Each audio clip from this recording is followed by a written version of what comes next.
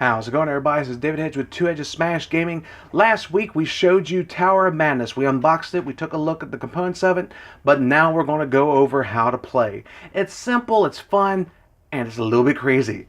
So let's take a look at Tower of Madness from Smirk and Dagger Games and see what we need to do to survive. Here we go, everybody. Tower of Madness from Smirk and Dagger Games. Let's take a look and see how we play this. So we already have the tower built. The tower has all the tentacles in it. These tentacles are referenced as horrors in the game. So if you're getting freaked out, this represents like how much is happening here, and you have to pull these out to let loose the marbles that are inside. Now, as you can see, I have a marble set here in the 3 different tracks. These represent different things in the game. So if for discoveries, they earn you points at the end for see who the best investigator is. The white ones get you spells when they drop, which is pretty cool.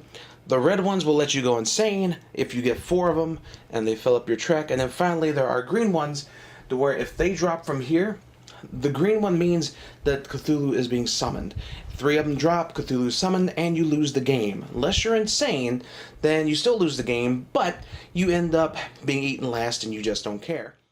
So at the beginning of the game, you get to choose who is the lead investigator by whoever owns the game. Now, if you don't like that, definitely go by a random method like dice, stuff like that. But they'll get this marker in front of them, and there's a way for people to get this marker, and we'll go over that in just a second. Now, everybody gets an investigator. Now, with the investigators, there are 2 different types. You have ones without abilities. So, for example, Abigail Hunt only has unnatural influence. That lets her get a special token, which we'll go over. And then you have other investigators like Johnny Harris, who not only has unnatural influence, but he has a different ability. So when you first play this game, definitely go with the people that just have unnatural influence and you're good to go. What that means is that on your turn, when you roll these nice nifty purple dice, and if you roll 2 Elder Sticks, you get to choose one of these unnatural influence cards.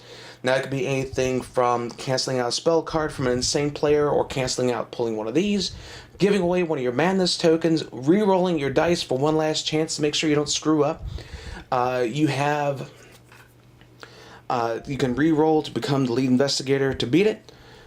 And you also have Forbidden Knowledge that lets you steal an insane player's spell card, or you can move a spell marble from here to discoveries to give you +3 points at the end of the game.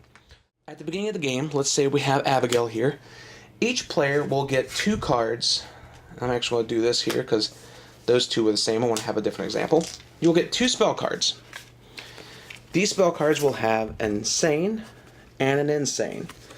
Now, they will tell you when you can play these cards. So, for example, this one, at the end of your turn, add 2 to your discovery dice total.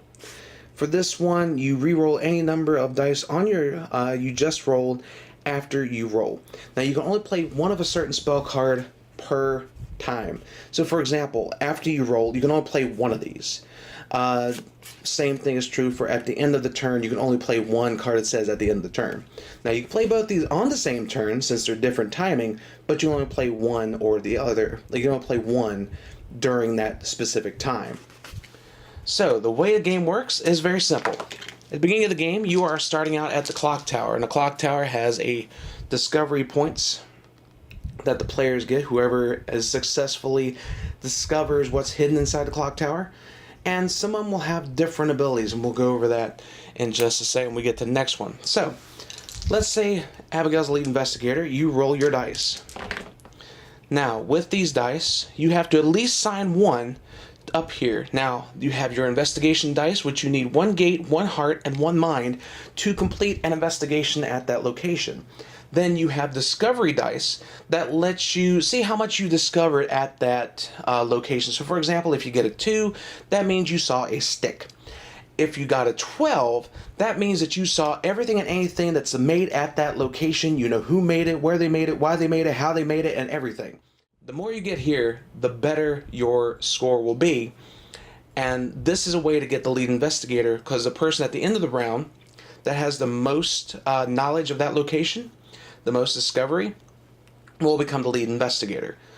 So when you roll, you need to at least sign 1 die up here before you can re-roll. So I have a gate, a heart, or 2 gates, a heart, an elder sign, which is a 6, and we have a 4 here. Now, I'm going to go on ahead and assign the gate, and I will go on ahead and assign the heart. So all I need is a mine so I can complete investigation. Now, let's keep on rolling here. Alright, so I don't have a mine, but I need to at least assign 1 die up here. So I'm going to assign this elder stick up here for the 5. Roll again. I got my mine. Cool. And if I wanted to re-roll this, I could, but I'm going to keep that because definitely need the 6. So then what happens is that you successfully completed the investigation. You put the yellow marble here on the track on the total of these 2 numbers, which is 11. You put it there, and everything is fine, hunky-dory, and play goes around. If somebody can beat your score, then they become lead investigator, but they will also gain control of this location because it counts towards victory points at the end of the game.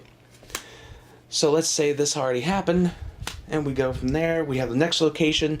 Now, you remember what I said when some locations are going to have stuff that's really bad? This one, for example, Innsmouth Church, has that. So, for example, if I roll 2 4s, I automatically fail at investigation. Now, what that means is that it's not 2 4s that are assigned up here. It is 2 4s on a same roll. So if I end up rolling and I got 2 4s, like sometimes I would, that means I would automatically lose the investigation. Play would pass to the next player, but most importantly, I'd have to pull a horror tentacle out of here. Now, that also happens when you do not complete an investigation. So let's say I didn't complete one, I need to pull one, and ooh, I just heard some marbles. Now, if any of them fell, that's when you have to resolve them. So some things are really good, like I said before. You have discoveries, which means you found something about the tower, and you get points at the end of the game. You have your spells, which means if one drops, it goes here, and you automatically draw a spell card. And if it's madness, you place it here, you get 4, you go insane, and 3 green means Cthulhu's arised, you lose the game. Now, play will continue like this until all of the locations here have been investigated, and this pile's empty. If this is empty, that means you have completely stopped Cthulhu from rising, and you win the game. Now, if 3 marbles drop, you lose the game. But if you go insane, and you drop that 3rd marble on your turn that's green that causes Cthulhu to rise, then you win the game. Everybody else loses, and you're just a happy, subservient person to Cthulhu. This game is very easy to play once you get the setup going. It is awesome. You have all sorts of different things here. So you have all sorts of other different locations to explore. So the replayability of this game is phenomenal. It's simple, it's easy. The only thing is the setup can take a little bit of time, so be patient with it. The first couple of times you can have a little bit of a problem going on, but once you start going more here, and I'm starting to fling stuff, you're going to start seeing a lot of stuff happen later on with these tentacles you just heard. See? So I wanted to prove there were tentacles, or not tentacles, there were marbles in there. But there you have it. So once again, that is how you play a simple game, easy game, fun game for all ages of Tower of Madness from Smirk and Dagger Games. Well, there you have it. That is Tower of Madness from Smirk and Dagger Games. A perfect mix of Kerplunk and Cthulhu all in one harmonious game.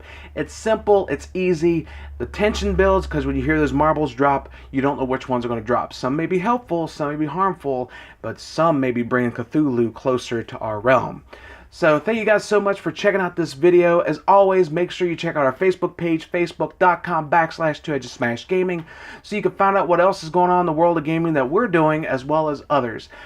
We just recently posted a video for Hyper RPG. They did an amazing Halloween hyperdrive this past week, and the cool thing was at the end of it, they did like this spooky, interactive, haunted house type feeling video. You need to check it out. It was something to watch. It's awesome. That's all I can say. Definitely make sure, let us know what you think of this video. Make sure you like it, share it, subscribe to our channel. Make sure you click the bell in the corner so you never miss an upload. Guys, thank you so much once again for watching our videos, and until next time, take care.